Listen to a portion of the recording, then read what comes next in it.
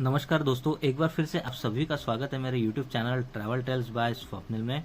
तो दोस्तों, मैसूर की इस सीरीज में आज हम लोग एक्सप्लोर करने जा रहे हैं सेंट फिलोमेना कैथेड्रल को, जिसे सेंट जोसेफ कैथेड्रल के नाम से भी जाना जाता है, सेंट जोसेफ चर्च के नाम से भी जाना जाता है।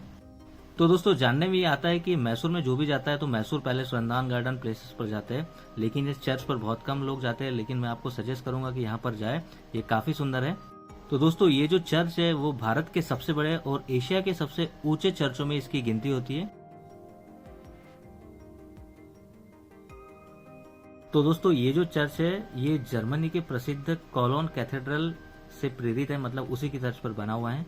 तो दोस्तों, अगर आप चैनल पर नए हैं तो चैनल सब्सक्राइब जरूर कीजिए और बेल आइकन जरूर दबाइए ताकि नेक्स्ट टाइम नोटिफिकेशन मिल जाए। तो चलिए दोस्तों, भारत के सबसे प्रसिद्ध चर्च के बारे में हम लोग डिटेल से जानते हैं।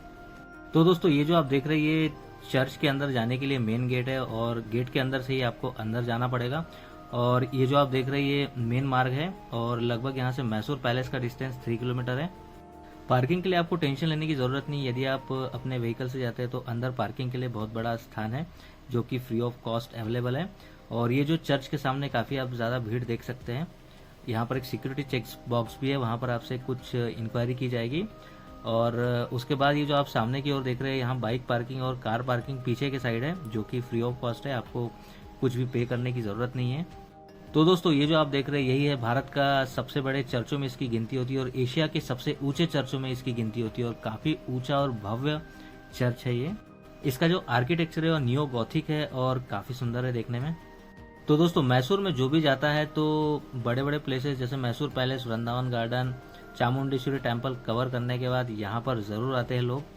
ऐसा नहीं है कि यहाँ पर क्रिश्चियनिटी समुदाय के लोग ही आपको मिलेंगे, यहाँ पर कई धर्मों के लोग भी यहाँ पर आते हैं क्योंकि कुछ खास तरीके से यहाँ पर निर्मित चर्च है जो कि देखने पर आपको बहुत अच्छा लगेगा।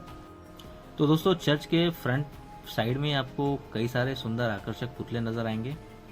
चर्च के साइड में ही आपको छोटा सा गार्डन देखने को मिलेगा और ये गार्डन चर्च के चारों ओर बना हुआ है।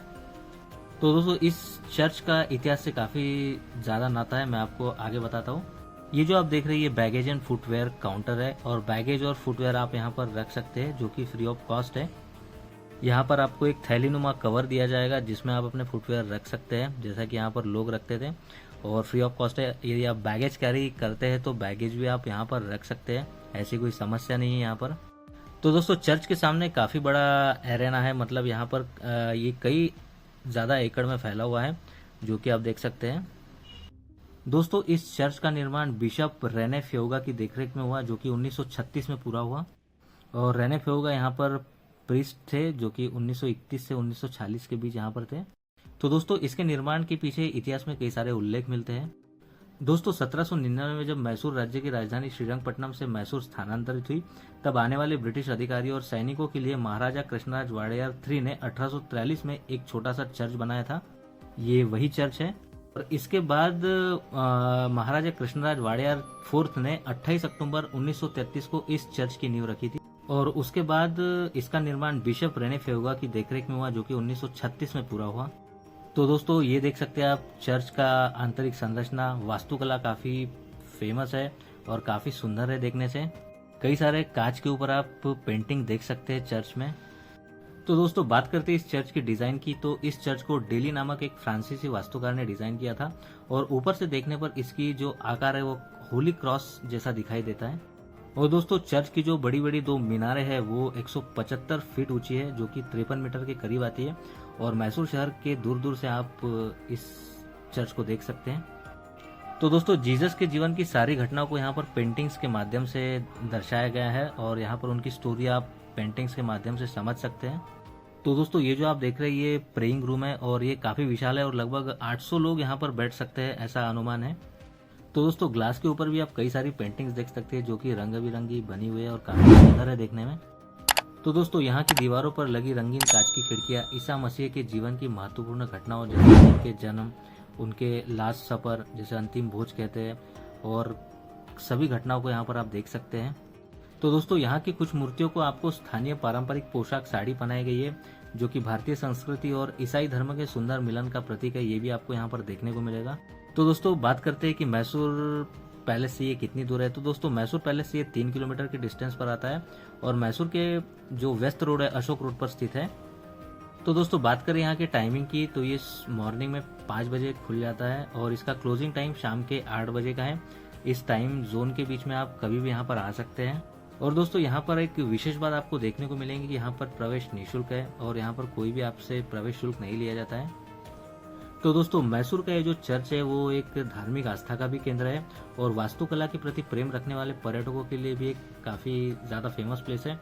और 1977 की एक फेमस फिल्म थी अमर अकबर एंथनी, तो इसी चर्च में उस फिल्म के कुछ दृश्य मतलब शूटिंग की गई थी यहाँ पर। तो दोस्तों 1926 में महाराजा के सचिव से सर टी थम्बुचेट्टी, तो उन्हें क्या मिला कि संत फिनोमेना का एक पवित्र अवशेष मिला और जिसे मुख्य वेदी के नीचे यहीं पर संरक्षित किया गया है, जो कि आप वीडियो में देख सकते हैं। तो दोस्तों चर्च के बाहर इसी वे से बाहर निकला जाता है और बाहर जैसे हमें ऊपर की ओर आते हैं तो सामने एक म्यूजियम मिलता है जो कि हम लोग आगे एक्सप्लोर करेंगे। तो दोस्तों ये मार्ग सीधे चर्च के बैक साइड में ओपन होता है और यहाँ पर कई सारे गार्डन आप छोटे मोटे देख सकते हैं और चर्च का जो साइड व्यू है आप यहाँ से देख सकते हैं और काफी सुंदर है देखने में। तो दोस्तों अगर आप फोटोग्राफी में काफी शौक रखते हैं तो यहाँ पर अपनी काफी खास तस्वीरें आप क्लिक कर सकते हैं।